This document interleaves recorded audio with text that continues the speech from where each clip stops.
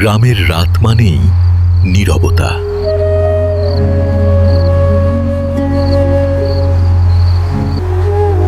কিন্তু এই নীরবতার ভেতরেও লুকিয়ে থাকে কিছু শব্দ। এই নীরবতার মাঝেও কিছু শব্দ জন্ম নেয়, যেগুলো সবাই শোনে না, শুধু কিছু মানুষই টের পায়। ধান ক্ষেতের মাঝ দিয়ে যাওয়া এই কাঁচা রাস্তাটা দিনের বেলায় খুবই পরিচিত আর নিরীহ। আর তার পাশেই দাঁড়িয়ে থাকা এক পুরনো শিউলি গাছ। এই গাছটা দিনের বেলায় সাধারণ, কিন্তু রাতে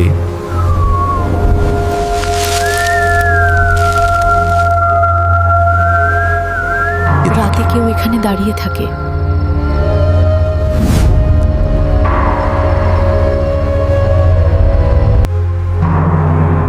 সেদিন কাজ শেষে রফিক ক্লান্ত শরীরে সেই পরিচিত পথ ধরেই বাড়ি ফিরছিল।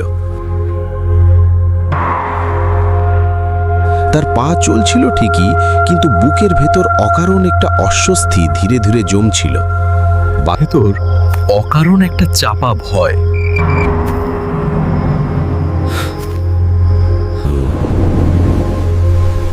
বাতাস থেমে থেমে বইছিল, থেমে থেমে বইছিল, আর মনে হচ্ছিল আর চারপাশের নীরবতা যেন আরো ভারী হয়ে উঠছিল। হঠাৎ করে মনে হলো অন্ধকারের ভেতর থেকে কেউ তাকে গভীরভাবে লক্ষ্য করছে।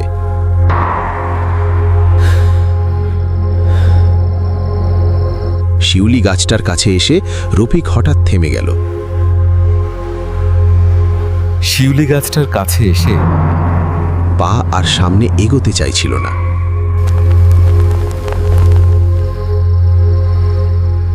কারণ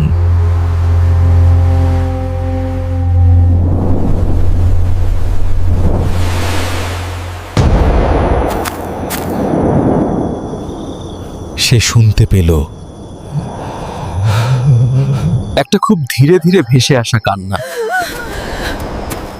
ঠিক তখনই সে শুনতে পেল খুব ধীরে ধীরে ভেসে আসা এক নারীর কান্নার শব্দ। কান্নাটা ছিল চাপা, ভাঙা আর অসহায়ের মতো, কিন্তু চারদিকে তাকিয়েও কাউকে দেখা গেল না। ভয় সামলে কিন্তু চারদিকে তাকিয়েও কাউকে দেখা গেল না।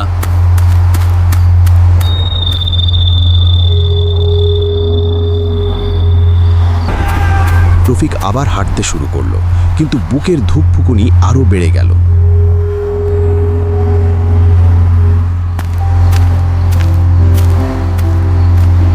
আল্লাহ, বিপদ থেকে বাঁচাও, ভূত পেয়েছে।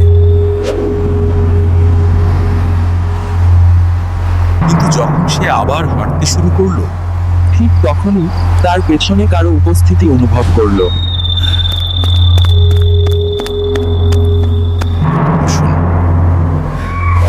একটা ঠান্ডা বাতাস তার ঘাড় ছুঁয়ে গেল। সে পিছনে তাকালো।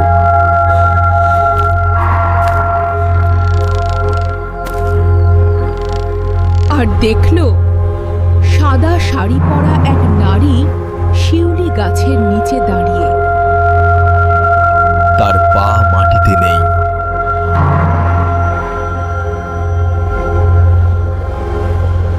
চুলে ঢাকা মুখ আর চোখ দুটো শূন্য। মুহূর্তের মধ্যেই রফিক দৌড়াতে শুরু করলো। ভয় যেন তার পা দুটো বেঁধে ফেলছিল। পেছনে তাকানোর সাহস তার হচ্ছিল না, কিন্তু সে বুঝতে পারছিল ছায়াটা আসছে। কোনো মতে দৌড়ে সে বাড়িতে পৌঁছে হাঁপাতে হাঁপাতে মাটিতে বসে পড়ল। ঘরে পৌঁছে রফিক হাঁপাতে হাঁপাতে মাটিতে বসে পড়ল। সব শুনে তার মা শুধু একটা কথাই বলল, ওখানে যাস না বলেছিলাম তো। অনেক বছর আগে এই শিউলি গাছের নিচেই এক নারীকে হত্যা করা হয়েছিল। তার অপরাধ ছিল সে প্রতিবাদ করেছিল। গ্রাম চুপ ছিল, আর ন্যায় কবরের নিচে চাপা পড়েছিল। সেই রাত থেকে লোকেরা বলে, রাত বাড়লেই সাদা শাড়ির এক নারী শিউলি গাছের নিচে দাঁড়িয়ে থাকে। সে কাউকে ভয় দেখাতে আসে না, সে আসে বিচার চাইতে।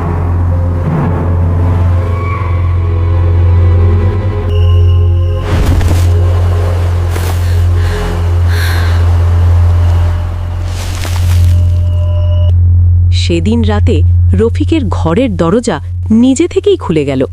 ঠান্ডা একটা ছায়া ঘরের ভেতরে ঢুকে পড়ল, আর এক ফিসফিসে কণ্ঠ বলল, আমার বিচার দেবে?